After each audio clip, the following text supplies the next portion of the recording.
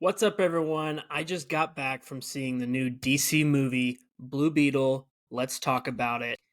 A lot of people just generally don't know who this character is, myself included. I mean, I've only really seen a couple of instances with him, like on some animated movies and other shows like that. So, really, a big introduction of this character to a lot of people.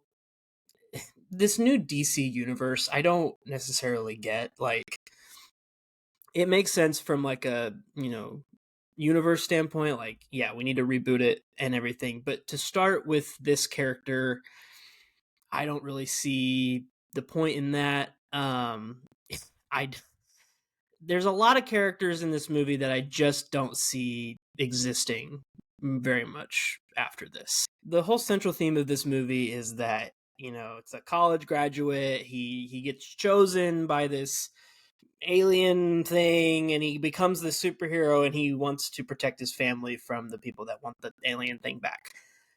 We've all seen that before, okay? Like, it's one of the most unoriginal movies I think I've ever seen.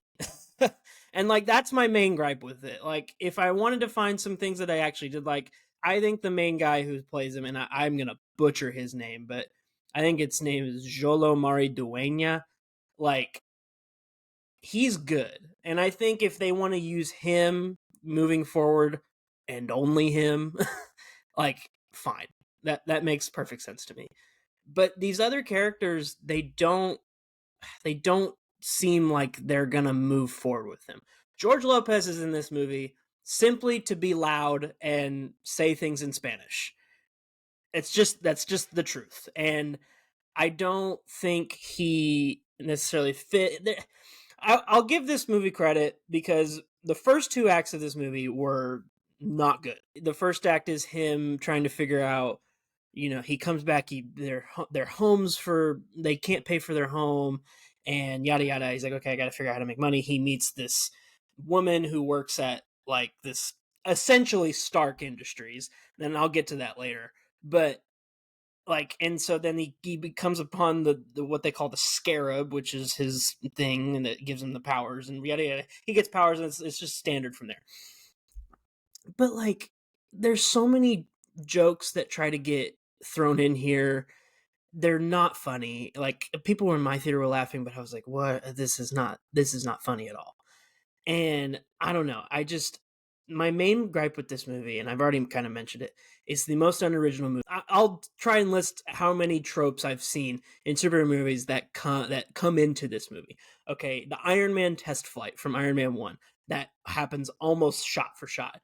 Iron Man 2, the essential plot is a CEO or whatever, president of a tech company, wants to make all of these suits for people to fight in. That happens in this movie. And he also has a henchman, like, yeah, a big henchman with the first suit, and like, boom, boom, he's big and he wants to fight the hero. Like, that happens. Like, it's Iron Man 2. The whole plot's Iron Man 2.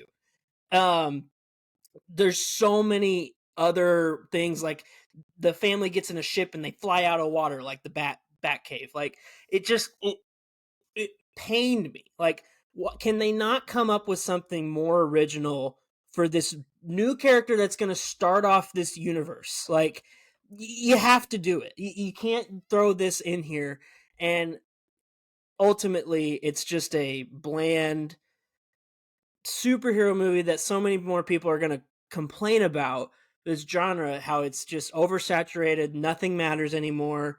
And I mean, DC, what are you doing? Like, just wait. Don't release this. Like, I'm sorry. Like, normally I don't say that about movies, but don't release this. Like, I'm sure people will like it. Like, and I've already seen it's got like 70% on Rotten Tomatoes, which I think is mind blowing. Like, I can't get behind that, but people will like it. There's a certain element of like family and heart to it, and I think it finds that footing in the third act. But it's too late. Like, you've spent an hour and a half just being stupid and unoriginal. Like, it's crazy to me. Like, Susan Sarandon is entirely out of place in this movie. Like, I'm sorry. And it's literally Stark Industries. Like, it's just the bad guy wants to use weapon, or bad woman in this case, like wants to build weapons at a company that she's affiliated with but not really affiliated with. Like she like essentially married into the family, it seems like. Maybe not, I man I missed that. But like I don't know, it just like, and and then at the end, and I'm spoiling this and I don't really care, like the new heir to the company, like she's like, yeah, we used to make weapons, we're not making weapons anymore. That's literally Iron Man at the end. Like, I just like, you just took all of these things from other movies and were like, let's put it all in this movie. It's just annoying. Oh, it makes me so mad. And the worst part is not even that. There is a part in the movie where it's very clear that Jaime, the main character, does not want to kill people. He wants to say, "Look, I am against killing. Like, we're not going to kill people." Then later, all of his family that's fighting the bad guys with him, they're stabbing people, shooting them with a minigun. Like, what are we doing? Like, you can't just go back on that. And then at the end, this henchman guy that works with the villain essentially turns on her and drags her into an explosion, and Jaime does nothing about it. He's like, "Oh, we got to run away." Like, I'm sorry, like that's just contradicting. Like, if you're gonna play the no killing rule, you have to stick to the no killing rule. So anyway, I gave this movie a 4.5 out of 10. It's not that good. I won't be seeing it again. It ranks pretty low on my superhero list, my 2023 list. Whatever. I mean, if you like it, I'm super happy for you. I just did not. And as soon as it ended, I walked out. So maybe there's a post credit scene, maybe there's not. But anyway, Blue Beetle, 4.5 out of 10 for your boy.